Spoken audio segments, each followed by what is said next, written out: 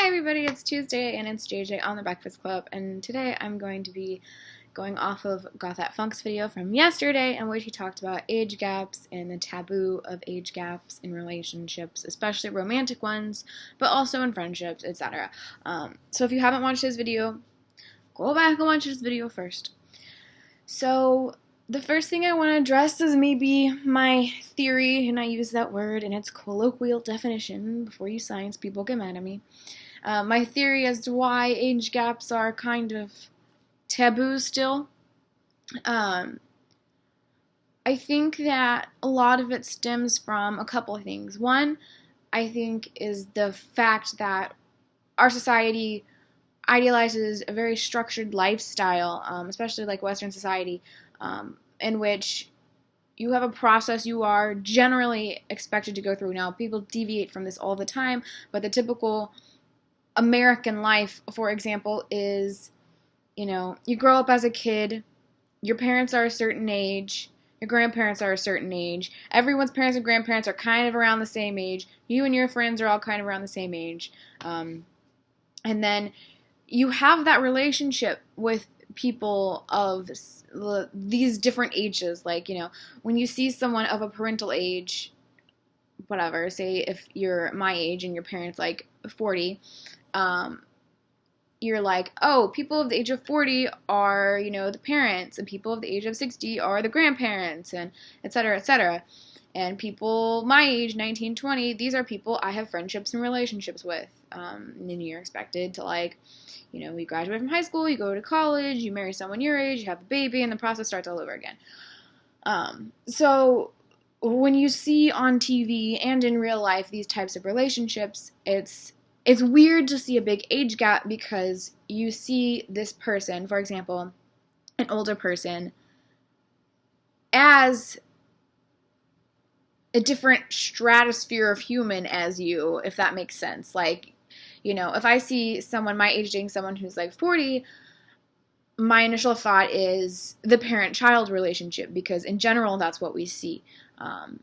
If it was someone who's like 20 and 60, my mind would go to the grandparent-grandchild relationship, because in general that's what we see.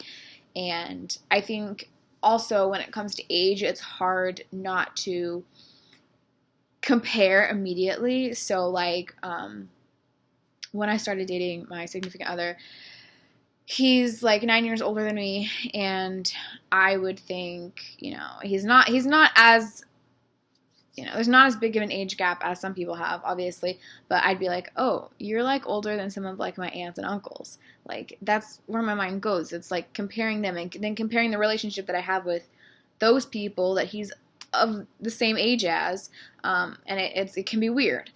So I think a lot of it comes from that. I think a lot of it also comes from the fact that there are many, many places in this world where child marriage is still a thing. Even in America, in fundamentalist Mormon groups, often will marry children from a very, very young age. They have girls as young as like 9 and 10 going to marriage preparation classes and being promised to men in their 30s and 40s, which is fucked up.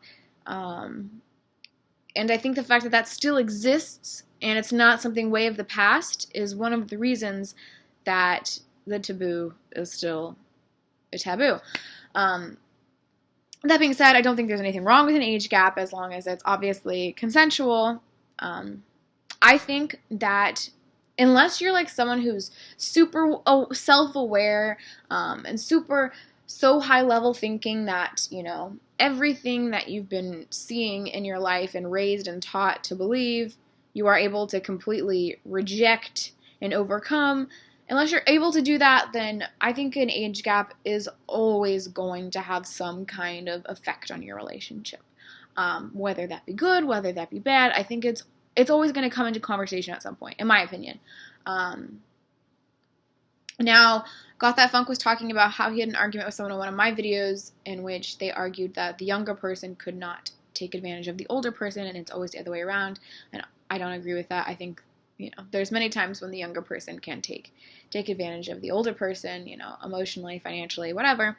But I just, I don't when I originally made the comment about the possibility of that power dynamic existing, obviously I'm looking at it from my perspective, which is, you know, I've never been the older person. So I've never, like, you know, I'm not ever worried about myself taking advantage of someone else, because I know me as a person and I know I wouldn't do that.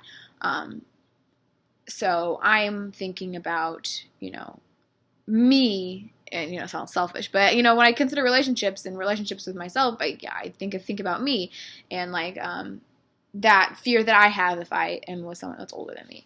So I wasn't saying that doesn't happen. I just, you know, the reason I brought the older taking advantage of the younger person was just because, you know, I'm a younger person.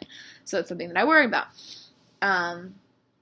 I also think the reason that people often think that only the older person can take advantage of the younger person, and I think that's rapidly changing, especially due to, like, depictions in media of younger women taking advantage of older men. But I think the reason that a lot of that, you know, older person taking advantage of the younger person thing exists is because of, like I said, this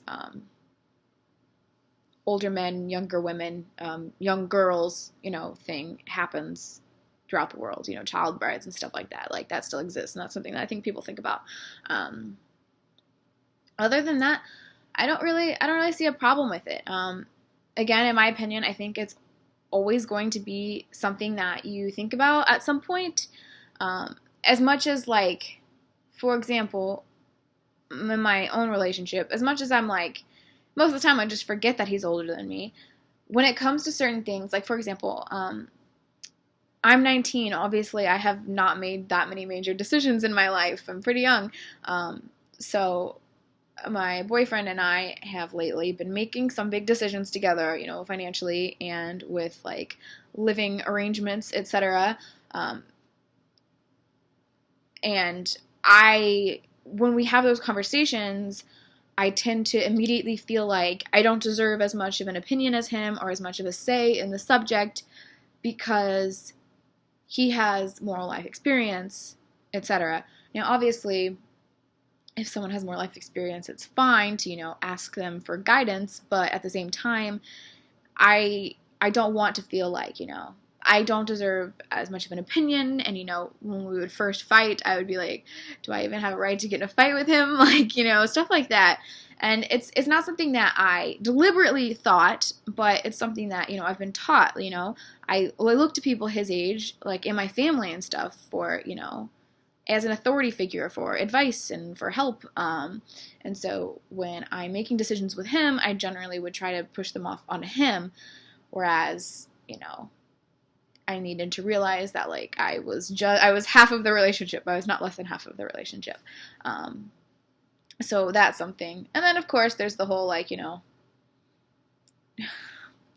pop culture age difference. I think that's something that's funny that always comes up, because he'll always talk about, like, you know, cartoons he watched as a kid, and I'm like, I've never heard of that before. And he's like, what do you mean you've never heard that before? And then I'm like, hey, do you have Snapchat? And he's like, what's Snapchat? And it's kind of funny. But no, I think the age difference, there's nothing wrong with it, as long as both of you are consenting adults, obviously, and no one's, like, being deceptive. I think being deceptive is bad in any relationship, but with the age thing, it can become a little more easy sometimes, or menacing. But, you know, they aren't necessarily a bad thing or a good thing. And this video's going on long, I'm sorry, but forgive me. I kind of thought that Got That Funk's video, I think it was on this channel, he was talking about how he had relationships with people way younger than him and older than him, and he didn't really think of it as good or bad, like he wasn't proud or ashamed of it. He just thought it just, you know, it just is what it is, which I think a lot of times is the case, but sometimes is not. I think there are a lot of relationships that the age does come into consideration when picking a partner. For example, again, in my situation, I'm not gonna, like, say that age did not affect my decision to be in a relationship with him. It did. I didn't, like, target him for his age, but it's something that definitely was a bonus, because I'm someone who wanted a stable relationship and was looking for, a serious relationship, or if I was going to be in a relationship, I want it to be, a long-term relationship.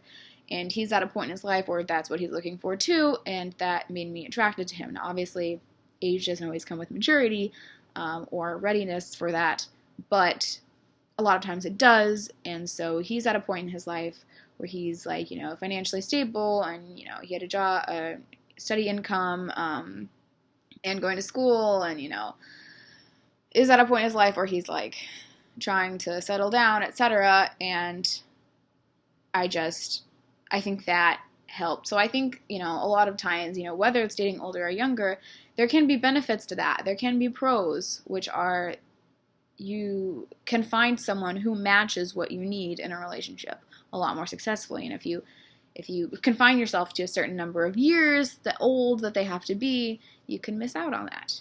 Miss out on someone who's great for you. So those are just some of my thoughts. I'm sorry this video is 11 minutes long. It's a very long video. I hope you can forgive me. I love you all, and I'll see you next week. D-Lanes and Cole, you are up next.